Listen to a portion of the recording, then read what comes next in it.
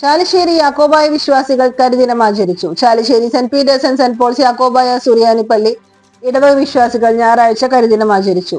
ഇടവകയിലെ പൂർവ്വപിതാക്കന്മാർ ഏറെ കഷ്ടപ്പെട്ട് പണിതീർത്ത മാതൃദേവാലയത്തിൽ നിന്ന് മഹാഭൂരിപക്ഷം വരുന്ന ഇടവക വിശ്വാസികളെ പുറത്താക്കി മെത്രാൻകക്ഷി വിഭാഗം 2020 ആഗസ്റ്റ് 20 പള്ളി പിടിച്ചെടുത്തത്.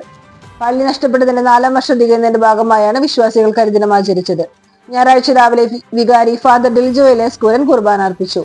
തുടർന്ന് കുട്ടികളും സ്ത്രീ പുരുഷ ഭേദമന്യേ നൂറുകണക്കിന് വിശ്വാസികൾ മുദ്രാവാക്യം വിളിച്ച് മാതൃപള്ളിക്ക് മുന്നേറ്റി പ്രതിഷേധ യോഗം നടത്തി. വികാരി ഫാദർ ഡിൽജോ എലിയാസ് കൂരൻ യോഗം ഉദ്ഘാടനം ചെയ്തു. പീഡനങ്ങളും നീതിനിഷേധവും നടത്തി ഭൂരിപക്ഷം വരുന്ന വിശ്വാസികളെ തളർത്താനാണെങ്കിലും സത്യവിശ്വാസവും പരിശുദ്ധ അന്ത്യോക്യ സിംഹാസനത്തിലുള്ള കൂറും വിധേയത്വം കാത്തുസൂക്ഷിക്കുമെന്ന് വികാരി പറഞ്ഞു. 4 വർഷം പൂർത്തിയാവുകയാണ്. നമുക്കറിയാം, മലങ്കര സഭയുടെ നാനാ ഭാഗങ്ങളിലും നമ്മുടെ ദേവാലയങ്ങൾ നമുക്ക് നഷ്ടപ്പെട്ടു പോയിക്കൊണ്ടിരിക്കുന്ന ഒരു സാഹചര്യമാണ് നിലവിലുള്ളത്.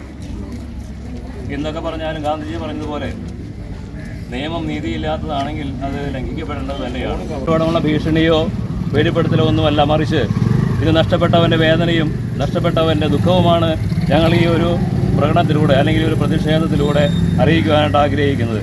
മഹാഭൂരിപക്ഷം വരുന്ന ഇടവക ജനത്തെ പുറത്താക്കി കേവല ന്യൂനപക്ഷത്തിന് ഏത് നിയമത്തിൻ്റെ പേര് പറഞ്ഞായാലും ഈ ദേവാലയങ്ങൾ പിടിച്ചു കൊടുക്കുന്നത് തീർച്ചയായും അന്യായം. Trustee CU Shalamon, secretary Titus David, Sunday school district inspector KC Anandan എന്നിവർ സംസാരിച്ചു.